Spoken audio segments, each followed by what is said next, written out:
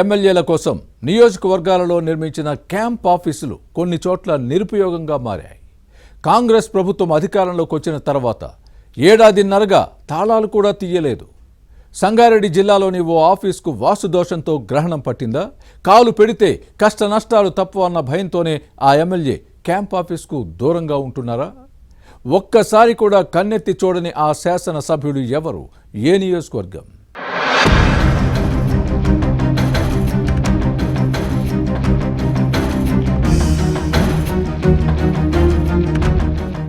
తెలంగాణలో ఎమ్మెల్యేల కోసం నియోజకవర్గాల్లో నిర్మించిన క్యాంప్ ఆఫీసులు కొన్ని చోట్ల నిరుపయోగంగా మారాయి.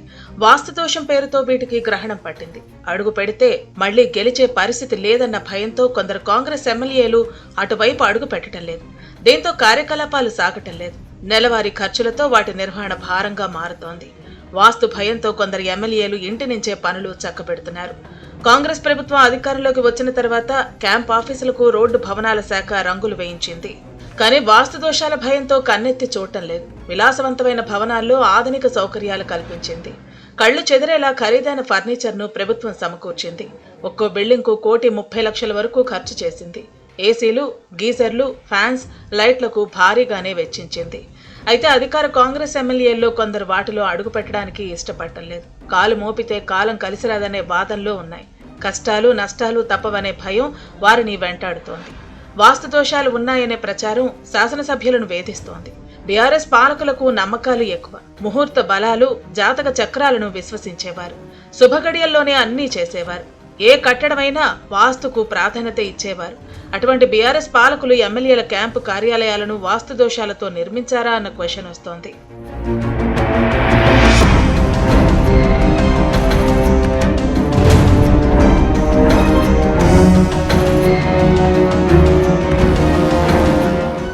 బీఆర్ఎస్ ప్రభుత్వం భారీగా ప్రజాధనాన్ని ఖర్చు చేసి నిర్మించిన ఈ భవనాలకు ఎమ్మెల్యేలు వెళ్లకపోవడం చర్చనీయాంశంగా మారింది.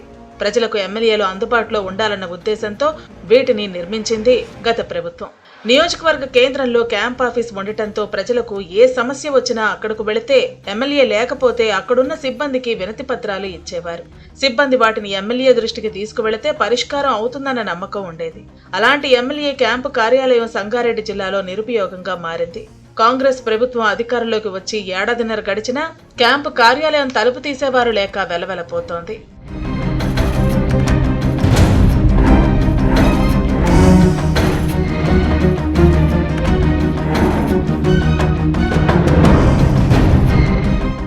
ప్రస్తుత మంత్రి దామోదర రాజనరసింహ గత అసెంబ్లీ ఎన్నికల్లో సంగారెడ్డి జిల్లా అంధోల్ నియోజకవర్గం నుంచి ఎమ్మెల్యేగా గెలిచారు.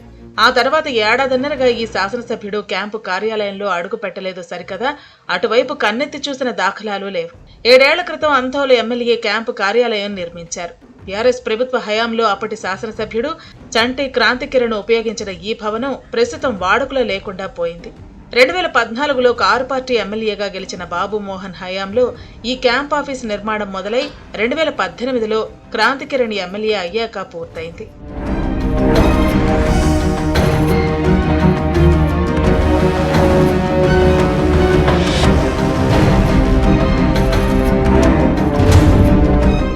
క్రాంతి ఈ కార్యాలయంలోనే ప్రజలకు అందుబాటులో ఉండేవారు. నియోజకవర్గ అభివృద్ధిపై సమీక్షలు, అధికారులతో సమావేశాలను ఇక్కడే నిర్వహించేవారు. అయితే క్రాంతి ఈ క్యాంప్ ఆఫీస్కు వెళ్లాక వాస్తుదోషం ఉందనే ప్రచారం పొలిటికల్ సర్కిల్స్ లో వినిపించింది. ఈ కారణంగానే మంత్రి దామోదర క్యాంప్ ఆఫీసులో ఎంటర్ అవ్వలేదని సమాచారం. సంగారెడ్డిలోని తన నివాసంలో కార్యకర్తలు, నియోజకవర్గ ప్రజలకు అందుబాటులో ఉంటున్నారు మంత్రి. కనీసం క్యాంప్ ఆఫీసు వైపు కార్యకర్తలు కూడా కన్నెత్తి చూడకపోవడంతో ఆవరణలో చెట్లు, పిచ్చి మొక్కలు ఏపుగా పెరిగాయి. వాడుకలో లేకపోవడంతో పాడవుతోంది. ప్రజాధనంతో నిర్మించిన క్యాంపు కార్యాలయాన్ని వృధాగా వదిలేయటం విమర్శలకు తావిస్తోంది. ప్రజా అవసరాలకు వినియోగిస్తే బావుంటుందనే అభిప్రాయం ప్రజల్లో వ్యక్తం అవుతోంది. మరి రానున్న రోజుల్లో అయినా ఆ దిశగా ప్రభుత్వం నిర్ణయం తీసుకుంటుందా లేక వదిలేస్తుందో చూడాలి.